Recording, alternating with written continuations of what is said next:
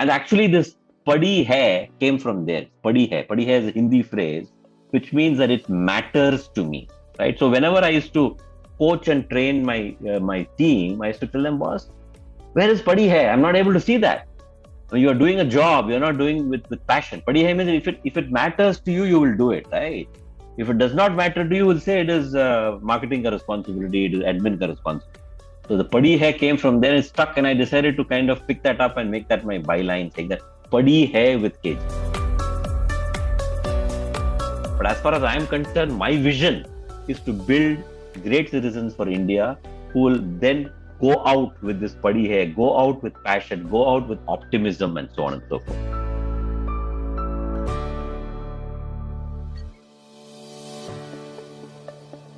Welcome back, listeners. This is your channel for amplifying inspiration. This is Inspire Someone Today. Today we are joined by a wonderful guest. He's always used to this phrase of padi hai with KG. Today we'll turn it around and say IST with KG. It's my pleasure to welcome you, Krishna Gopal sir. Thank you for joining Inspire Someone Today. Thank you so much for having me over, Srikanth. And wonderful to know that there are pockets of excellence like this, which tries to bring out the nuggets from here. And not that I am a nugget, but at least I'm sure you are bringing out excellent nuggets for your listeners. Thank you so very much. You are at the top of the nugget. I associate you to the face of the young professionals, young career professionals here in India and globally, with 4 decades of corporate experience. You did mention that you found your IKIGAI in coaching and mentoring. I will jump right there, KG. About career transition, how did you prepare for such a career transition so late in your career and then found your IKIGAI? Okay, the long story actually. Frankly, I was this average Joe, right?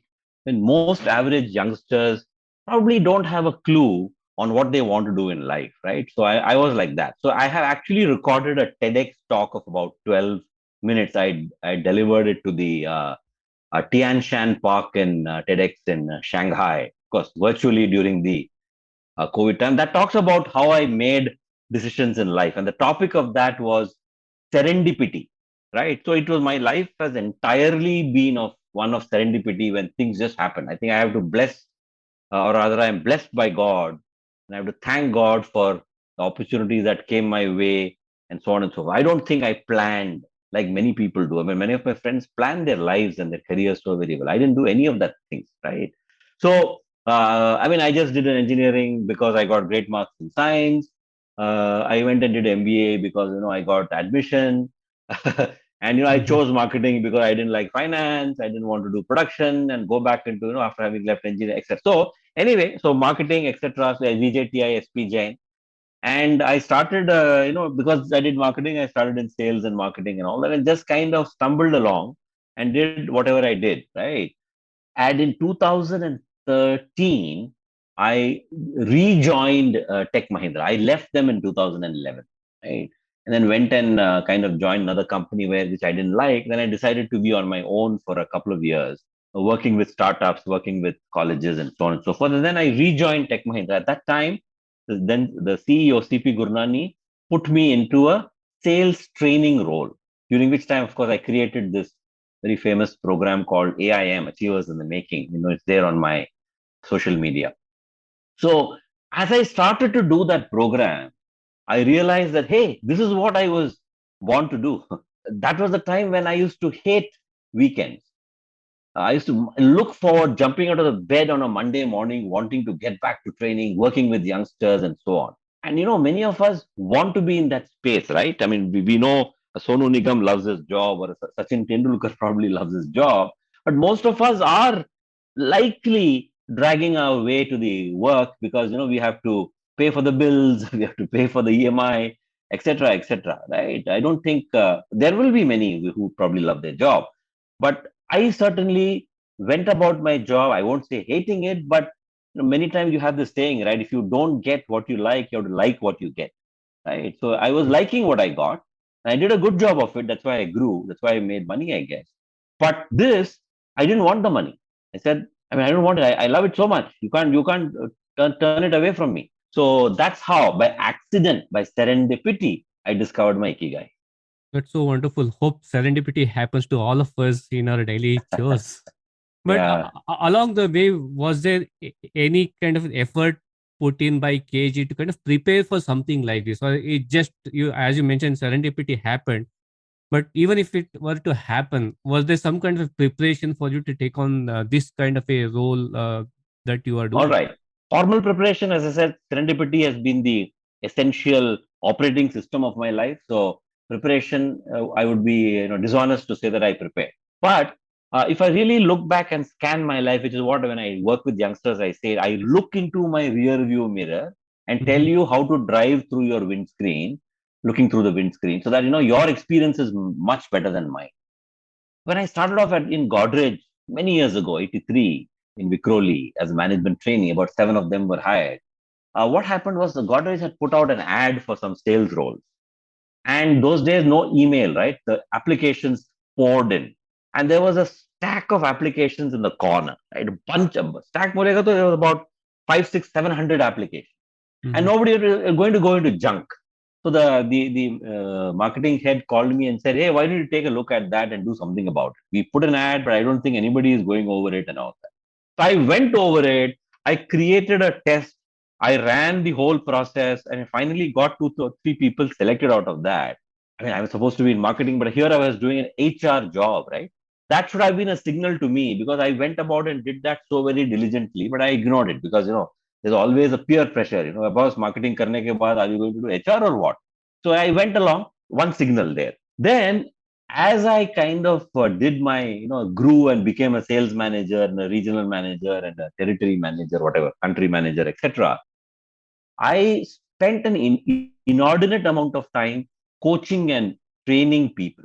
So much so that very see, sales is a very Aryan thing, isn't it? You are this warrior and you are this killer and competition kill and all of that. Those are the words that you get to use when you are in sales.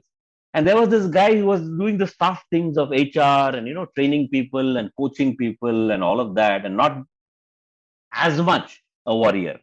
So I got branded as boss. This guy should be in HR. What is he doing in sales?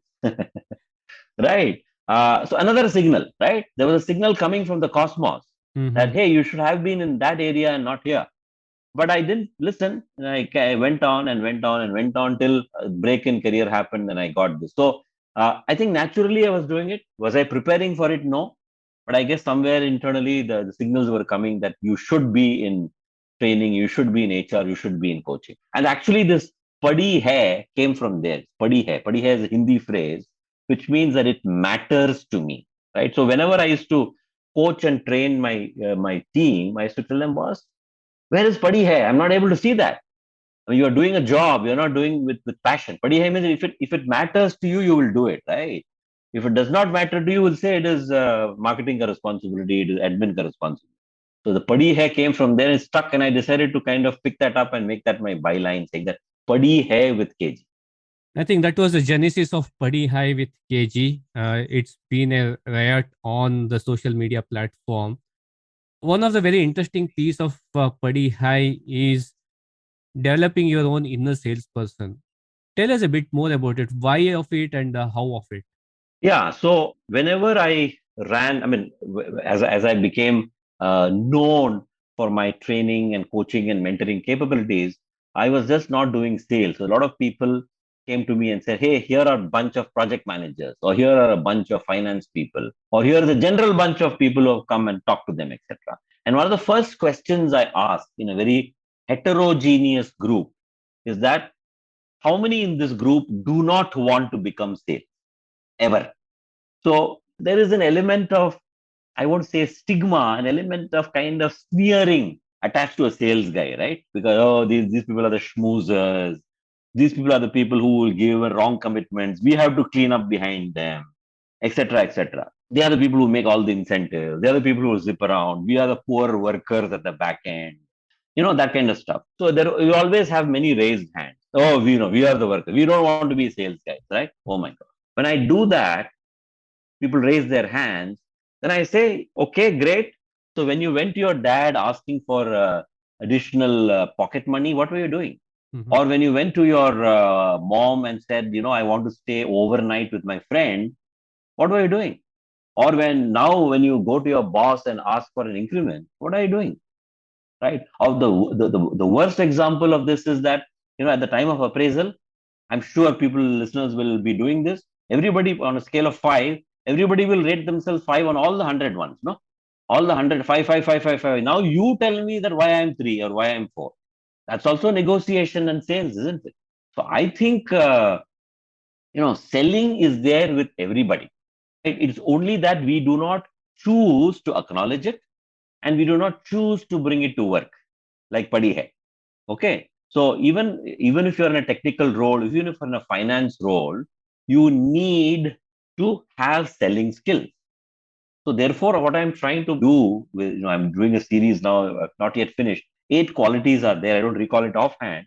The 8 qualities that you must build to be able to develop your inner sales. And those qualities are nothing, esoteric, very simple. Things like understanding, trust, empathy, commitment to the word, discipline. Those are the kinds of qualities I'm talking about. And I'm giving the examples of each of them to say that how they are relevant in your scheme of things. Great. I think you touched upon two very important pieces here. One is the stigma that we attach around a lot of the roles, which may or may not necessarily what it is, but we are just kind of gone with the flow. And second element of it is, like it or not, we are all salesperson in some shape or form. And Absolutely. how do we nurture that inner salesperson to help yourself accelerate forward in the career in the chosen field is what the essence of rekindling the inner salesperson in yourself. Absolutely. All of us are salespeople in one way or the other. We've always been selling right from the time as a baby or a tiny tot, we rolled on the ground wanting that toy. We were actually selling, we were using persuasive, coercive techniques to sell. Yeah, I want that toy. So we are selling. So don't forget that. So, how much of this is mindset versus skills, KG? Do I need to have the mindset to say that I care less, but I think this is part and parcel of me? Or Yeah. do I say that these are the skills that is needed for me to be a good salesperson and I don't have it? Yeah. So you need both, right? I think you have to start with a mindset, which I call as attitude, Mm-hmm. right? Attitude is everything. I mean, if you really go to any interview, I mean, I've been to several in top colleges when we go and hire MBA students as IIMs, the top IIMs, XLRI, etc. And you go in a panel, right? And then you talk to people. Of course, there's a whole bunch of psychometrics that come, and this test results and that test results and all that. But the side conversation is, guys, I want attitude. If the guy or the lady has attitude, I can teach them SAP. I can teach them selling. I can teach them anything. But attitude is important. So therefore, mindset is important as a starter, definitely. And mindset includes so many things, including a quality called as learnability. So if this is there, then you can teach them. Yes, you have to obviously, because you need to, in selling, for example, you need to know how to prospect. You need to know how to handle objections. You need to know how to present. You need to be able to do value selling. You need to be able to do ecosystem based connections and networking and so many things are there, right? Closure after sales service. And that's where those other, again, as I said, the inner salesman 8 points that I've mentioned, all of them are all about mindset, are all about mindset, right? About the things like trust and faith, discipline, understanding. All of them are mindsets actually. And that's the most difficult job to build. Mm-hmm. Skills is very easy. There's so many methodologies in selling. You can run the Hutwait program, the Hudson program, the Challenger Sales program, the Dale Carnegie program, the IBM way. So many of them are there. But the most difficult part is the mindset, which is where I also my one of the favorite statements is, to be a better professional, you have to be a better human. Great. So, we spoke about developing the inner salesperson, and of late, you have been working a lot with lot of young professionals. I would want to draw Right. your attention on what has been your experience of working with a lot of these fantastic young professionals what some of the strengths or themes that you're seeing, hearing as you interact with these young professionals? Okay. See, young professionals, I work with young professionals because I say that their internal operating system is not yet hardened. The kernel is not yet hardened. So I can work on hardening of their kernel in my own way. Here I'm talking for my audience. People who are from the IT industry will understand this.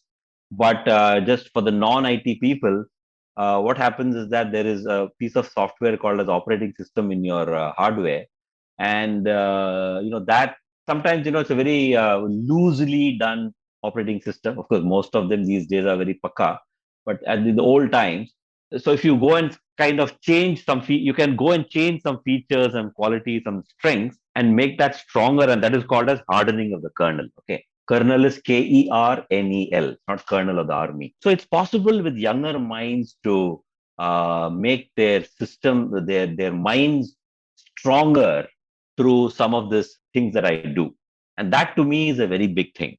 Number two, there is no methodology in this.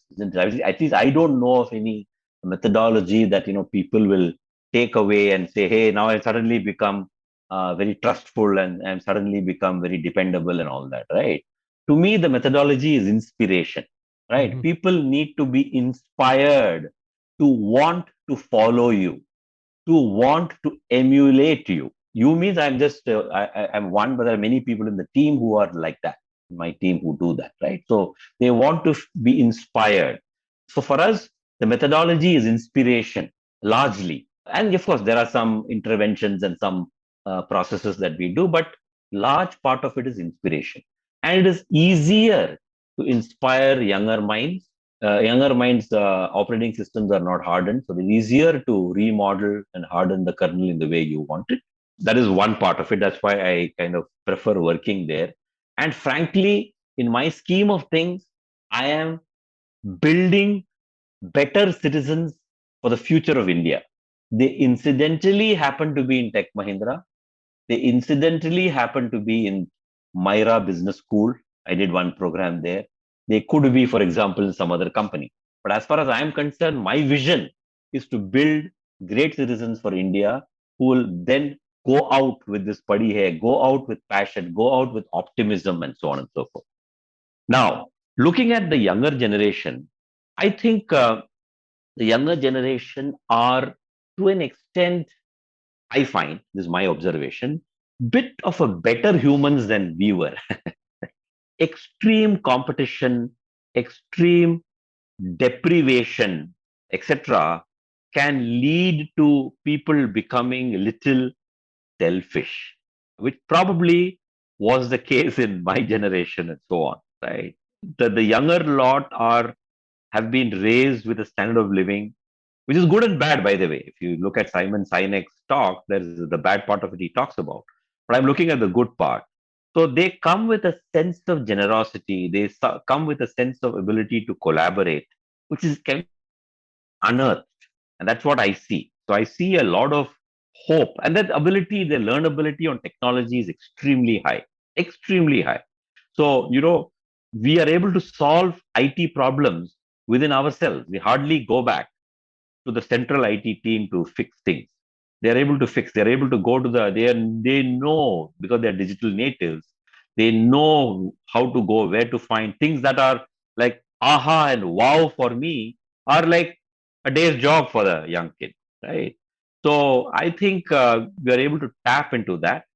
But at the same time, I do miss the discipline, the timeliness, commitment part, which is where I am there to build it back in them. So you are the bridge in a lot many ways. I am hoping that way. Yes.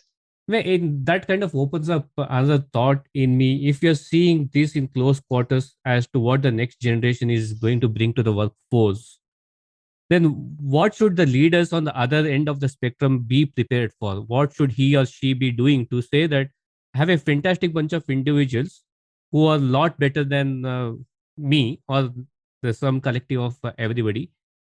But how would we kind of collaborate and leverage these complementary skills for the betterment of the team, of the project, of the organization? Yeah. So the multitude of answers. One answer I will borrow from the Simon Sinek talk. Another answer maybe I'll try and do. So one is that the way the education system is in India, I don't think people are coming out industry ready. People are just going about it like an automation. Like if you, I mean, I've been to several colleges down south as part of Tech Mahindra's recruitment program, engineering colleges, okay, unheard of places and so on.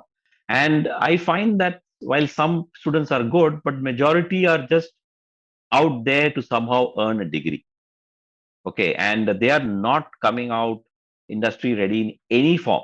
Of course, NASCOM is trying to do some work there, reskilling. Again, my listeners, I'm talking from the IT industry standpoint of view, so keep that in mind as I talk this through. So they don't come out industry ready, which means that therefore, as managers, we must realize that we have to retrain them, which is not good, right? And with today's world where the onus of learning has shifted inexorably towards the learner, we have to encourage them, nudge them, find ways to give them certifications, online courses to do that they complete, and then we test them on that. And so that retraining and then offering them those courses, those links, which are engaging, which are bite-sized, where we are nudging and not pestering.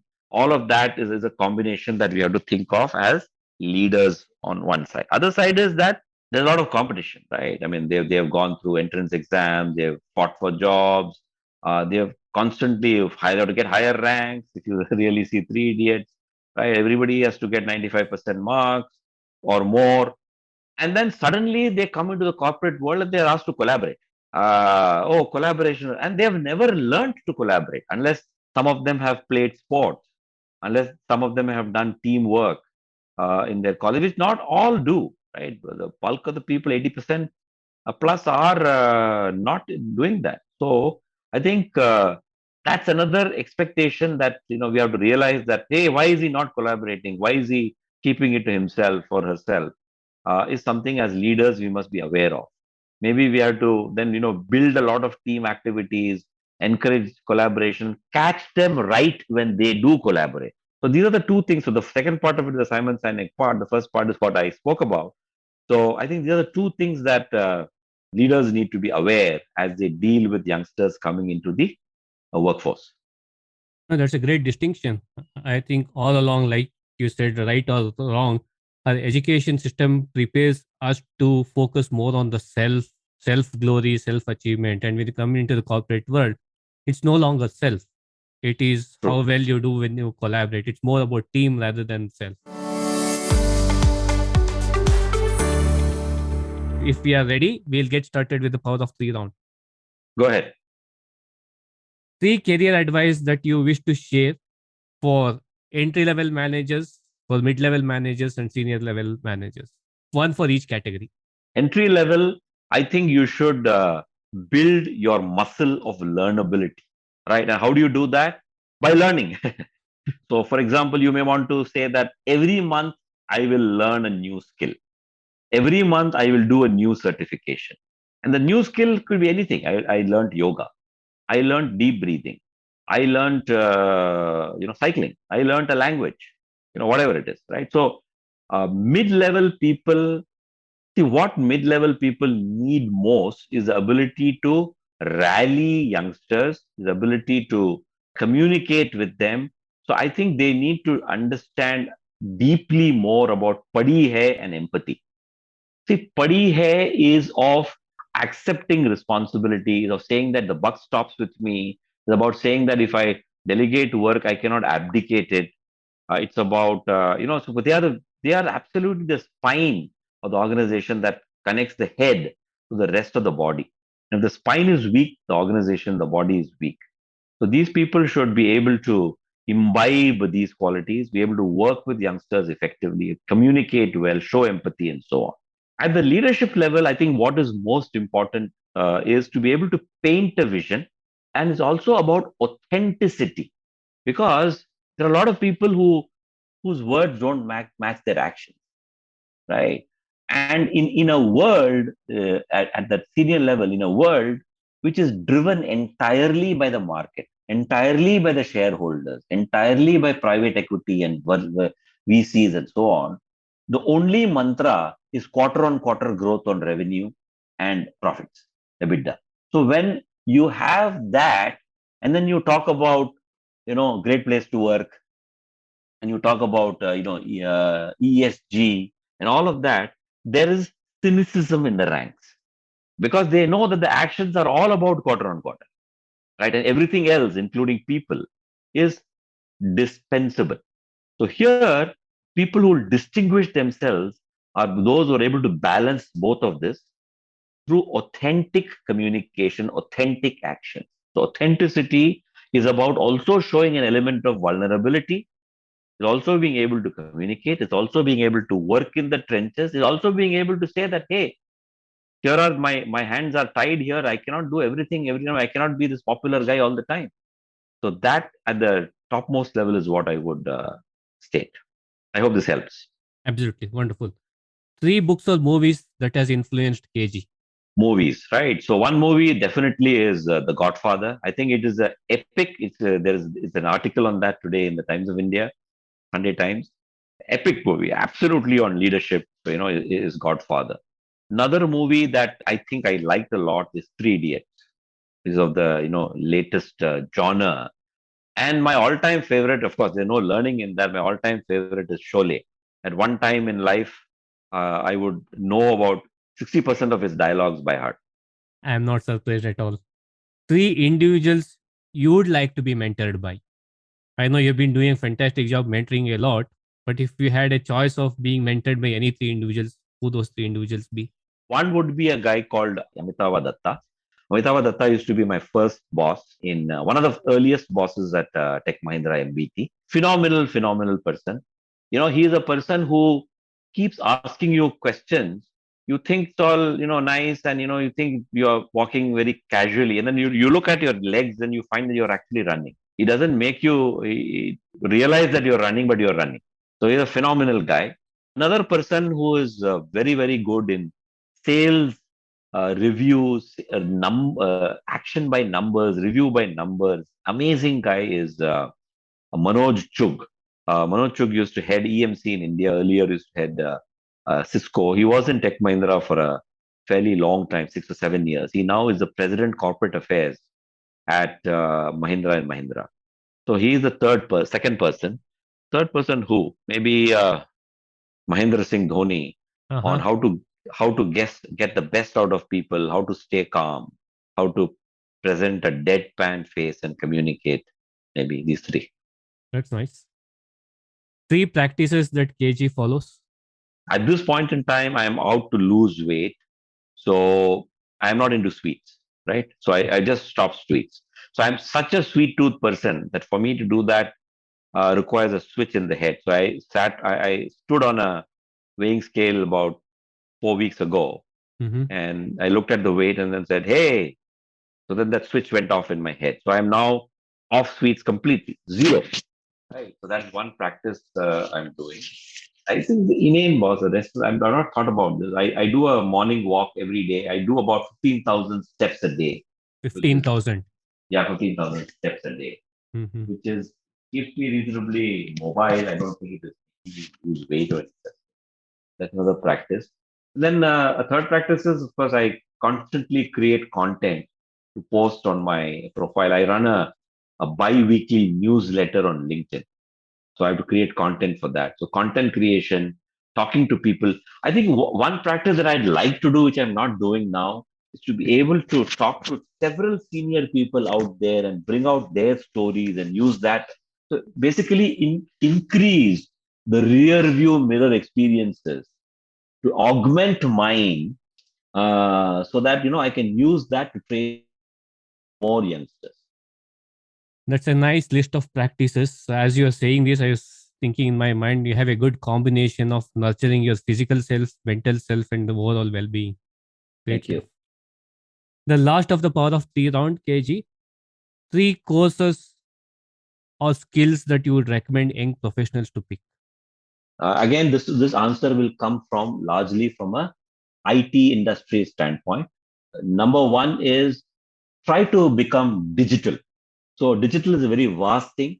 So in digital, there is automation, there is artificial intelligence, there is data and analytics, there is cloud. All of that is there. Pick one or two and complete some certifications is my recommendation, because that will fire some neurons in your head, and you'll start, especially cloud. Pick up cloud and pick up automation. Do that. You will get a UiPath 3 certification. You would get an AWS certification, Azure, Google, whatever it is. So become digital. Do a certificate. Do as many certificates as you can, but do at least one or two. That is one part of the skill building. Number two is practice entrepreneurship. People want entrepreneurs, right? People, frankly, in today's world, in flat world, want everybody to be an entrepreneur. There is no longer the luxury to have too many specialists. Yes, we will have, but entrepreneurship is a person who is practicing the rise principles, which is accepting no limits, driving positive change, and alternative thinking. Right? If you really look at an entrepreneur, he's making a positive change through his entrepreneurship, but he accepts no limits, and he's continuously thinking of different ways to make things happen. Okay, so practice. How do you practice entrepreneurship? My father doesn't have a business. I don't have the money to start. Join Amway. Join up Amway and do some selling. Join up multi-marketing companies and do some entrepreneurship. Maybe set up a website and sell something online. If nothing, sign up with a credit card company and stand in a mall. See, in entrepreneurship, you cannot just wash your hands off anything, right? Once you sell, then you have to collect money, then you have to service, you have to then look at stocks, etc., etc. So that knowing the pain in the kitchen makes you a better individual, better professional. And number three, in today's world, as you start off, whatever you might want to say, learn English, please. So when I'm saying English in writing, English in speaking, English in presentation, etc., right? Learn English. You can always argue back and forth. Oh, do the Chinese know? Do the Russians know? Do the Germans know? They're all doing well. No, why me? Pause. Forget that. Once you get to a certain stage in life, you can say whatever you want. But today, from the IT industry standpoint, 95% of my business comes from overseas, of which the US and Europe contribute a significant amount. And you better know this language, and that's the biggest advantage that India has. That was a power of 3 round KG. Thank you so much for being a sport here. Thank you. Thank you. So as you're working very closely with corporate as well as with a lot of the professionals in the corporate, and we are at a very interesting stage in the world where we are returning back to workplace. So it is such a big deal now. Coming back to work has become such a big deal. So what cues are you hearing in terms of hybrid world? What Yeah. are the things that the employees are looking forward to and are ours to? And as a leader, what should the leaders or the employer should readjust in this new hybrid world model? Yeah, it's a very touchy question, Shrikant. What I'm hearing latest is that the IT industry's customers are almost 80% or more back and off. So a Ford or a bank, a JP Morgan or whatever, all these guys, at least in the India center, are saying that 80% plus they are back at work.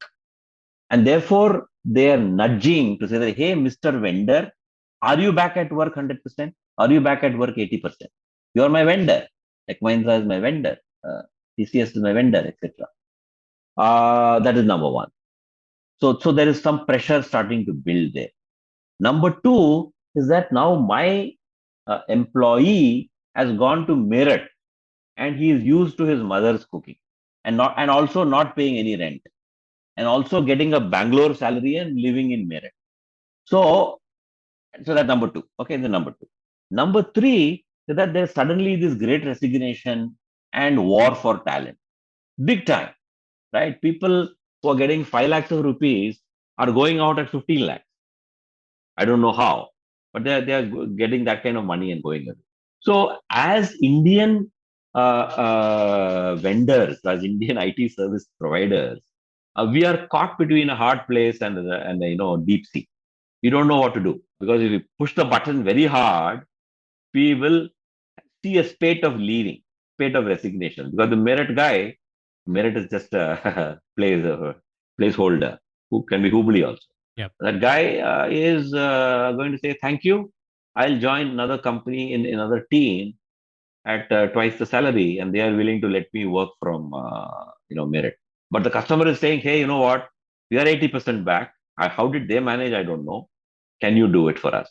Can you? Because then if you are not there in the same place, the same bandwidth, whiteboarding along with us, doing a telepresence along with us, you will not be as effective. You will not be a good thought leader. So there are no easy answers, but I think the dial is being turned slowly. Managers are being asked to come. So frankly, in my opinion, it should be by the team, right? If the team believes they can deliver to those objectives without any compromise on quality, we should let the team leader decide and hold him or her accountable. For example, in my team in sales enablement, there's no big need to be in the same room every day. In any case, our people are dispersed. The only thing will have to insist and guarantee is we should have a reliable internet connection despite power outages. I shouldn't say, oh, by the power went off, so give me 5 minutes before power comes, etc. So that all of that we should insist and let people. So I'm saying leave it to the team leader. He or she should be accountable for the quality for him or her to decide, and otherwise not have the old almost a diktat that everybody has to be in a base location. So very true. And the whole topic is so new that none of us have had prior experience.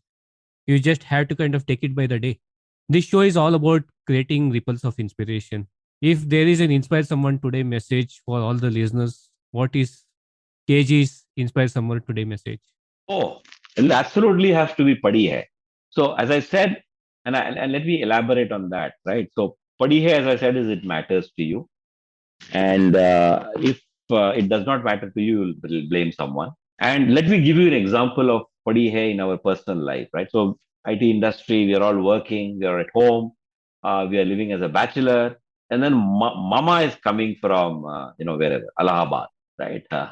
Mama is on the train, and mama is arriving at 2:30 in the afternoon, right? Or 3:30 in the afternoon. And then, obviously you've sent a car to pick her up. Some your favorite taxi guy has gone with a placard. Platform number 4, compartment S2. You're going and waiting. And that you have ensured, right? And then, you've given the keys to the neighbor and told them that mama is coming. You already kept some water. You've bought milk and kept.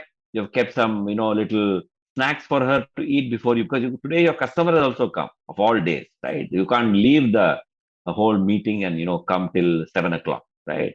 So you've kept some food at the table, and then of course mama's phone is there. You keep calling her. How are you? Has he picked him up? Padi hai, right? This is padi hai, natural, right? Absolutely, you do. Then you contrast this with a customer visit, right? Customer is going to arrive, right? He is at the airport. Somebody has to pick him up. Her placard has to be there. The customer is from the Middle East. So, somebody who probably knows a little bit of Arabic has to be there. Now, who will think of all of this as an employee? वो तो admin का काम है, ये तो marketing का काम है, right? Which room to book, right? Should we keep a little room aside with a prayer mat and show them the direction of Mecca? Who is going to think of this? I don't think anybody thinks in the team. Some person who will think. But if it is mother, you are thinking everything, no? Right? This is what is the difference between. So, Padi Hai is something that you have within you. It is only that you have to bring it to work. Mother is far more important than that Middle East customer. Therefore, you have 100% for mother, but at least bring 50% to work. This is my message to everybody. That's a pretty high message from Krishna Gopal, who joined us on this show of Inspire Someone Today. KG, thank you so much for taking time and sharing your pulse of wisdom with me and my listeners. Thank you for listening into today's edition of Inspire Someone Today. It's been a privilege to bring in these conversations. If you like this episode and have any feedback or comments, do mail me at inspiresomeonetodaypodcast@gmail.com. Inspiring someone is like creating ripples around us. If you like what to listen, feel free to share them and let's create ripples of inspiration.